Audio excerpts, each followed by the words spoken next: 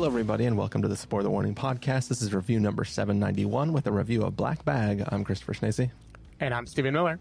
And if you're joining us for the first time, the Spoiler Warning Podcast is a weekly film review program. Each week in the show, we're going to dive in, debate, discuss, and argue over the latest films coming to a theater near you. This week, we're talking about a little film called Black Bag. Now, Stephen, Black Bag is a term that refers to the things that you're not allowed to talk about with other people, right? It's sort of like the new version of we're on a need-to-know basis and you don't need to know.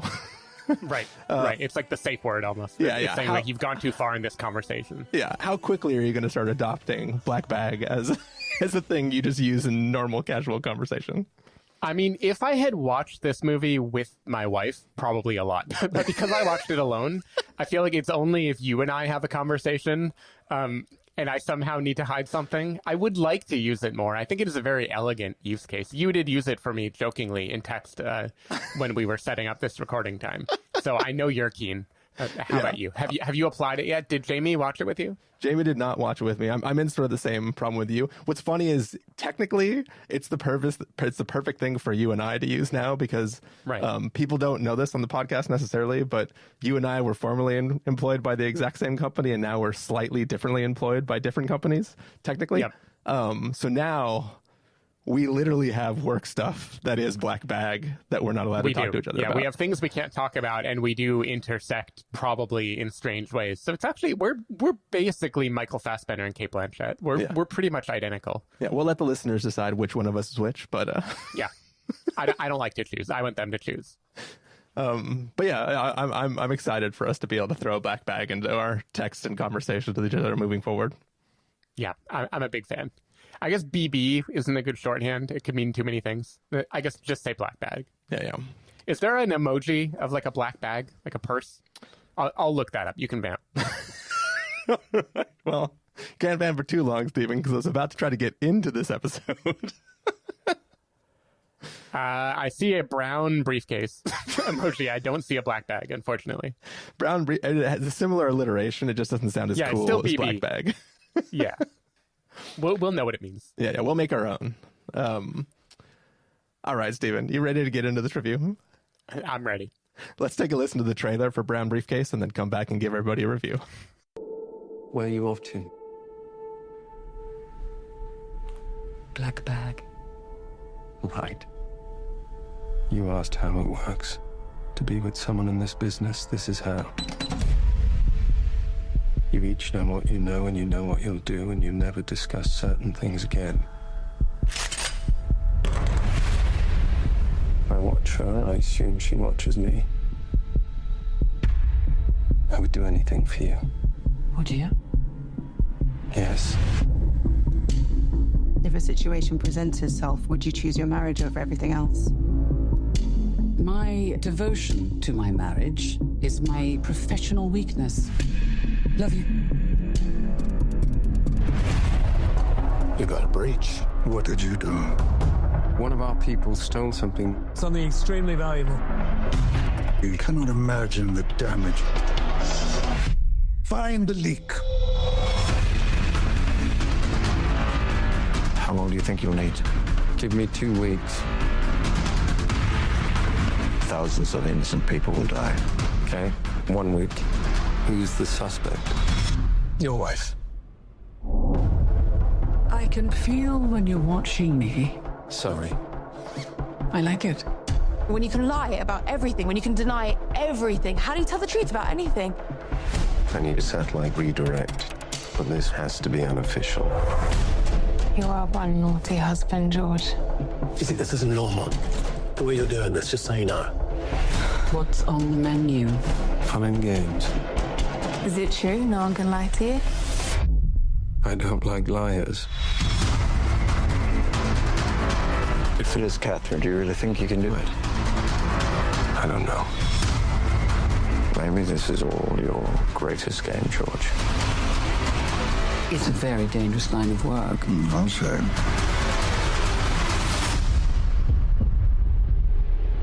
Would you kill for me, George? Would you?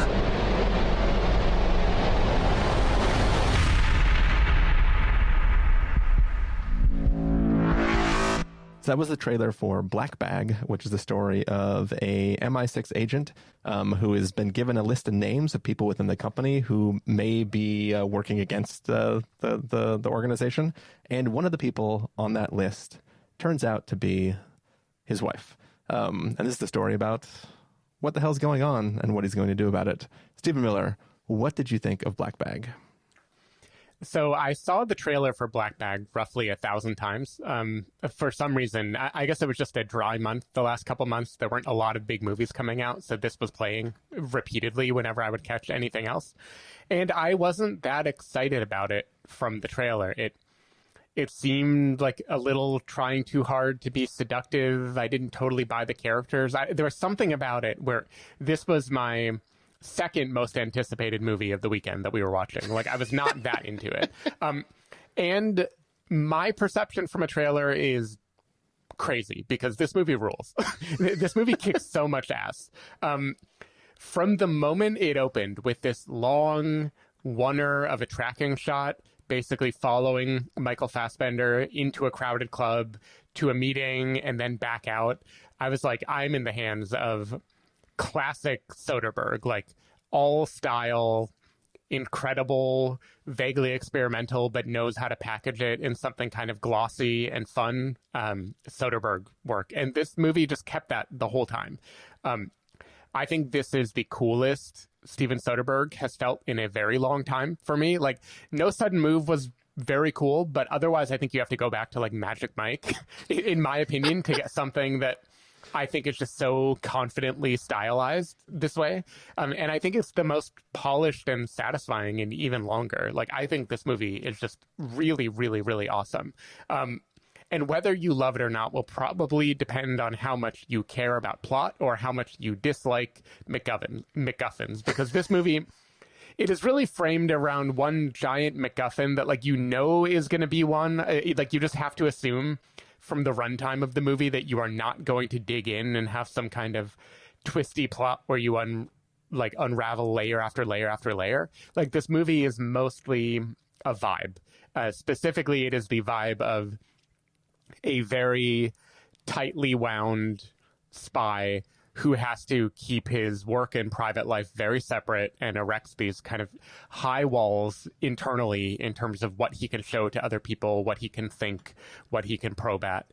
And just watching him slowly, he doesn't even tear down those walls. He like weaves around them in a clever way while keeping his boundaries intact. And watching that happen is just incredibly satisfying to me. I loved it. I think Cate Blanchett is amazing in this movie. I think she and Michael Fassbender are both incredibly like sexy together, which is not a thing I would have expected from the trailer. You know, I love these actors, but I never really think of them as like primarily romantic actors when I watch movies. And in this case, they just blew me out of the water. Tom Burke as Freddy, who we learn very early in the movie is kind of a total asshole. So I don't think I'm really spoiling it. Love him so much in this movie. He is just such a delightfully punchable dude. But everyone is amazing here. Like, even getting Pierce Brosnan to be in a relevant role again, it's just so cool. I'm going to use the word cool like 100 times when I review this movie, because I just think this movie is awesome. I had so much fun with it. Before we dig into spoilers, or not spoilers, but just the plot in general, I guess I should ask you how you felt about the movie. Am I alone on my island of Black Bag, or are we both going to be raving about this movie? No, you are not alone on your island of Black Bag. I immensely enjoyed this film. The only place I think that we separate is that going into Black Bag, I was already excited. Like you, I had and also you don't think Magic Mike is cool. No, I do like Magic Mike. I thought the original you didn't like. I thought you thought it was iffy. I didn't see it until way, way after. Okay. But I love this film. But I was kind of predisposed a little bit to love it anyways. I know there's a lot of people who like the entire work that is the show The Agency. I'm the one that liked it all the way through, all episodes, even when it dragged in the middle. And I saw the trailer for the first time while I was watching The Agency, and I was just kind of like, all right, give me more Michael Fassbender as this like agent-y type dude who's just doing all this shit. This one, he has like a little bit different personality. His weaknesses are still the same. His devotion to the things he's devoted to are sort of the same between those two characters. So I was just excited for more of him and his performance. But I think what I got was a super, super fun and compelling film. You know, it's got that style that you're talking about, but I also love just the world that it sets up. Like when this film started, we're introduced to a dinner of a series of couples that work within the same agency. And my immediate reaction is, what freaking agency allows their entire staff to couple up together? I was like, there's no way that'll happen. But the film actually explains pretty quickly why they allow that, because it's kind of the only way you can function. You need to date within your organization, because otherwise it's just, there's too many vulnerabilities on the outside of the world that does this. So I'm like, oh, okay. So you're taking my questions and you're answering them immediately. Now I can just sit down and watch this and have fun. But I really, really love the dynamic of everything. There are a couple of key dinner table situations with a lot of people sitting around a room, a bunch of people who feel pretty confident in what they know and what they don't think they don't know.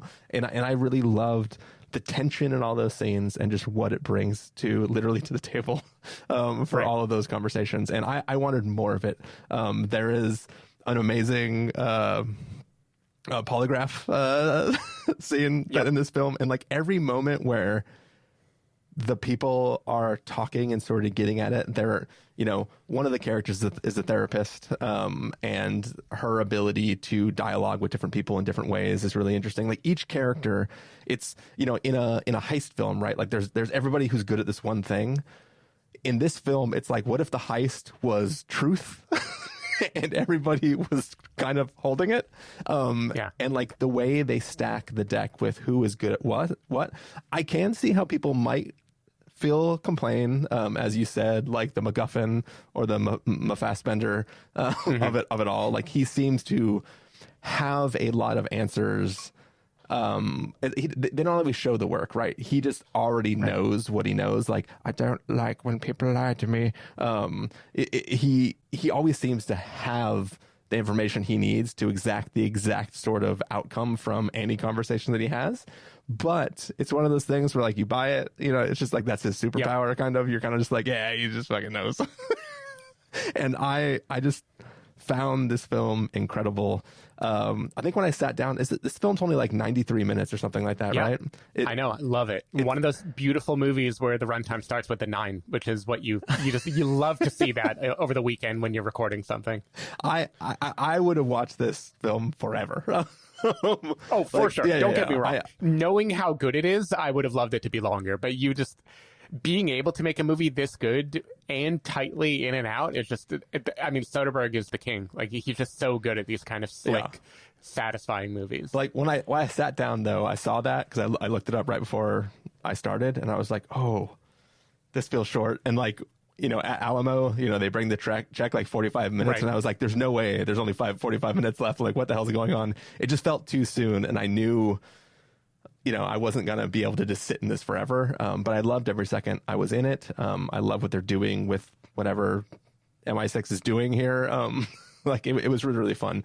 See, so my completely different experience with the Alamo sidebar for a second, watching Black Bag, is I almost always get something to eat or something to drink. This time when I watched Black Bag, I did not do that. Like, for whatever reason, the timing means I didn't order anything. So I kept thinking, why has nothing come yet? Is there still 45 minutes left? This movie is only 90 minutes long. I know this feels like it's moving at a clip, but come on. And then the movie ended, and I realized I have no bill. I'm glad you didn't put up an order card and be like, where's my Nashville hot chicken? Yeah. But yeah, I just love, you highlighted some of the best parts of the movie, which are dialogue scenes. Basically, just all of the actors are given so much to chew on here. The scenes around the dinner table, two in particular, that kind of bookend the movie in a really gratifying way. The polygraph sequence, there's something about it where this is a movie where characters are enmeshed, they're embroiled in some very serious thing. For Michael Fassbender, it's that Cate Blanchett, his wife, might be, a double agent. She might be committing treason. She might be at risk of dying. For everyone else, it is that this terrible MacGuffin might do terrible things that we don't need to worry about because the movie isn't really worried about it.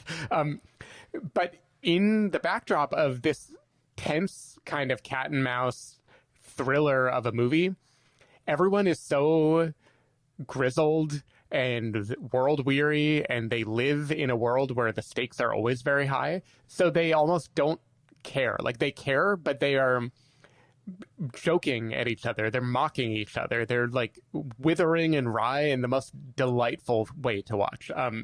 Like Tom Burke, just the stare he can give at people. Like, no matter what he's doing, he just looks like he's filled with contempt and probably half drunk, the whole time.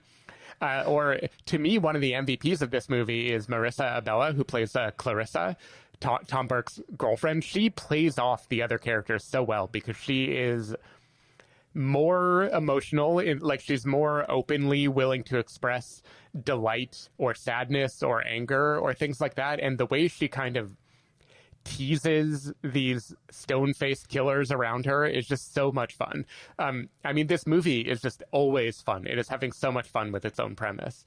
I love this movie opens with a game. The conversation about a game is in the trailer, and everything about the way that is executed is just so brilliant to me. Even coming down to Chana Masala and what is being done with that. Just every piece of it I just enjoyed, and it Soderbergh just tees up a thing and then visually reminds you of it, so you can always kind of keep track of where the movie is going in a way that I found very, very, very fun. The polygraph, you mentioned the polygraph scene, I would say it's more like a montage of polygraphs. And the way it is cut together, where it's kind of stringing conversations piece by piece. So the question he asks, there's then a cut, and the person answering is a different person. It is almost musical, and I think it's what I love about this movie is that it's just edited in a way that feels like a rhythm. Like it's like the Ocean's movies where you just feel like, hell yeah, I'm hanging out with like the Vegas guys and we're wearing suits and everything is cool as fuck. Like, everything about this movie just feels so damn cool and confident, and just you're in the hands of a person who is going to give you a good time. And I have liked Soderbergh quite a bit recently. Like, I think we both liked Presence more than we didn't. Yep. We both liked Gimme quite a bit. We also liked No Sudden Move, though I, again, did not like his experimenting with weird lenses, which he does a tiny bit here, but like so little, I don't care. Once or twice I saw him bust it out, and I'm like, nope, put it back in. You don't have to do that. But even liking the cool, quick, experimental version of him where he has a core idea and he kind of films it quickly, releases it, and just turns out another one year after year, I didn't know that he had this in him still. Like, I didn't know he was capable of making a movie so polished and awesome from beginning to end. And I just find it really exciting because it makes me wonder, what else is he going to surprise me with? And he's probably going to have another one, 12 months from now. I mean, this came out like 2 months after his last movie, so you never know with him. Yeah. And who knows when these were all like made. If you just like swing, it's his version of Black Bag. He just has a film. He's like, oh yeah, I'm flying to Zurich to make a film tomorrow. Yeah, exactly. I hope people are seeing this film. Not to get into verdicts too fast, but because I wonder if people were sort of in the state you were after seeing that trailer over and over and over again in theaters. For me, I was just kind of like stoked for it. Right. So for me, every time it played, I was like, yeah, it's playing again. But I'm just glad that like you, even being down in the trailer, were able to really latch onto it, and that me being excited for the trailer wasn't disappointed by the actual end product of it. Like it definitely matches that trailer, but I guess you just weren't calibrated for it the way you were constantly seeing it. Right. Yeah, sadly, I believe this was a kind of historically bad weekend at the box office, so I don't think a lot of people are seeing it, but I hope word of mouth will bring more people to the theater, because this movie, the last time I checked, it had like a 98% on Rotten Tomatoes. Like critics are loving it, and I think regular people are also really enjoying it.